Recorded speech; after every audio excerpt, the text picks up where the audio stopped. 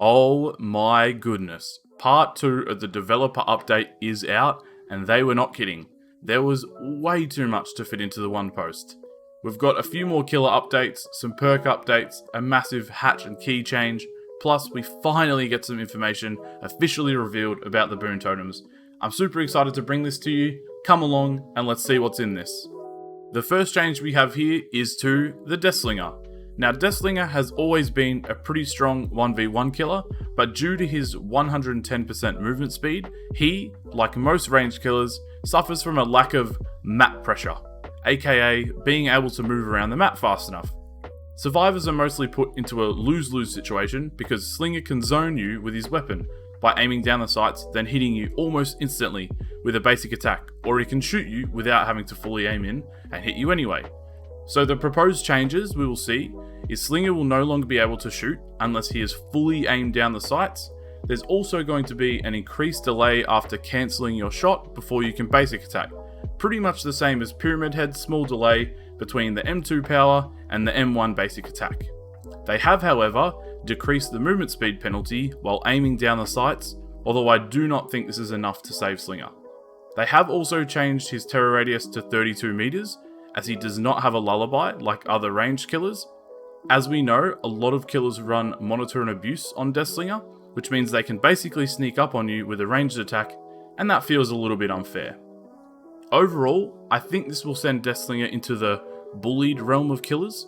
Basically, Slinger already suffered against a good team, and this will not help with that. It may help casual players feel like they have more of a chance against Slinger, and for the long-term health of the game, that seems to be the focus, and it probably will be a good thing, but unfortunately, Slinger, I don't think this is going to help you get played more. We're just going to see less, and it's a bit sad. I do like playing Slinger. I'm definitely going to be testing this out on the PTB and see what makes it to live. Lastly, with Slinger, they have also done what they normally do, and they've gone through a few of the add-ons and given small buffs to the least used or least powerful ones. The second killer that we're seeing changes for is the Plague. So Plague's changes are mostly quality of life that should make her a little bit stronger and a little more fun to play. When vomiting on objects, if a survivor interacts, they will start to get sick, and they are increasing how effective this is, meaning a survivor will get sick faster when interacting with infected gens, windows, or lockers. So this is going to make her power seem actually useful by vomiting on those things. Currently, it's better to vomit on a survivor rather than on a gen really, because everyone just avoids the gens. However, they have increased the base infected time to 40 seconds instead of 35 on an object, which actually makes it harder for survivors to avoid generators because they need to repair them to escape. So they've also made it when you finish vomiting that you move over 1 meter second faster than before. So this will help Plague keep up in chase when vomiting on the move. Plague will now have a minimum fill of her power, similar to pulling up a hatchet and cancelling, as sometimes you would use her power and only want to use a small amount, but you would try and fill it up a small bit, and then you would accidentally cancel it because you wouldn't fill it up enough. So what they're doing is making sure that it fills up to a minimum area, and then if you want to use it, you can use it, otherwise you can cancel it. They have also upped the cleanse time to 8 seconds from 6 seconds. This just means it'll take you that little bit longer to cleanse. Maybe you'll get caught rather than getting away in the nick of time. I think that these changes are quite good for Plague. It's going to be interesting to see her maybe get that little bit stronger. With her Vile Purge, she is really strong of being able to vomit on survivors, obviously, and get them broken. But with the Corrupt Purge, she's really strong, and I would like to see maybe survivors having to cleanse more and her able to use her Corrupt Purge more, and sending her into a bit of a higher killer tier. But I'm excited that they're actually making changes to killers and giving it a go. They have also shown us 2 add-ons here, and we'll take a look at those and just see what they're about. The 2 add-ons that we have here are the Prayer Tablet Fragment. So this will mean you can no longer use your Vile Purge to affect survivors. So you can no longer vomit on a survivor to get them sick. However, it will increase the object infection duration by 40 seconds. This means that if you vomit on a generator, that is infected for 80 seconds. This seems like a bit of a meme add-on, but I actually think this will be quite good, because imagine being able to block a generator for a full amount of time it would take one survivor to to repair that, and then you do that to 3 generators, all of a sudden you've pretty much got corrupt intervention on all 3 of those gens if the survivors don't want to get sick. The other thing that's really cool is that it's increased the infection from infected objects by 100%. So I believe this means that if you go from being not sick at all and you touch an item or an object, you'll be 100% infected, so you'll go broken instantly. That's what I would seem would happen. You also get an increase in devious points, which is why people call this a meme, because usually the meme add-ons have a little bit of blood point gain. But I think this is really cool. It's similar to the trapper one where you start with all your traps, but you can't pick them up. So it's just making it a little bit more versatile and giving us a different way to play the killer. The second add-on is the Olibanum Incense. So this means that when a survivor cleanses at a fountain, they have their aura revealed for 4 seconds. Not too special, gives you a little bit of information. You might see some plagues run it if they are wanting to like take off barbecue and chili or something and be able to locate survivors, but I probably don't see much use out of this one. Survivor add-ons will now also show exact numbers and a status effect if there is one, similar to the killer changes that they've made. So this is going to keep everything consistent, so you know exactly what percentages are happening and you know exactly what status effects are happening. All in all, really happy that they've done this for both survivor add-ons and killer add-ons. Now we do have a few more perk updates and we'll just run through those now. Windows of Opportunity will now always be active as they are removing the cooldown. They are also increasing the range to 32 meters at tier 3 of the perk.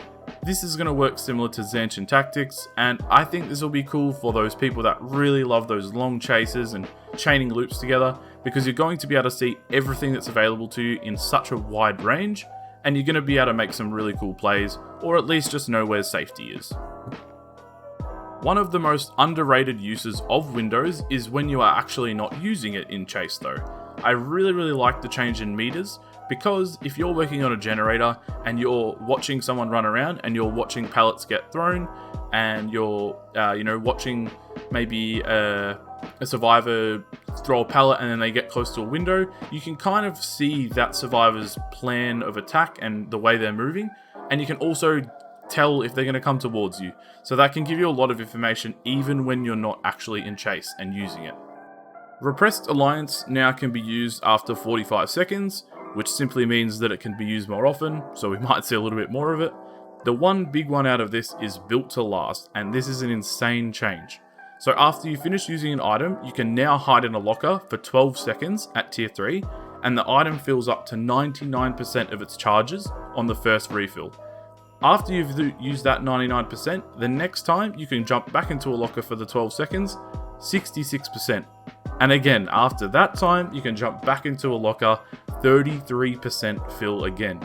This gives you so much value out of all of your items, whether it be a med kit for those heals, toolbox to get those gens done, or a couple of cheeky savos, or even a flashlight just to get in the killer's face and try and annoy them as much as possible. This is going to be insane, and I'm really excited about this one. I haven't really used a lot of Built to Last, but I do believe we're going to start seeing a lot more of it. The next change, Any Means Necessary, will now show the auras of pallets that are dropped so you can find them easily. This is good, a lot of information, never hurts.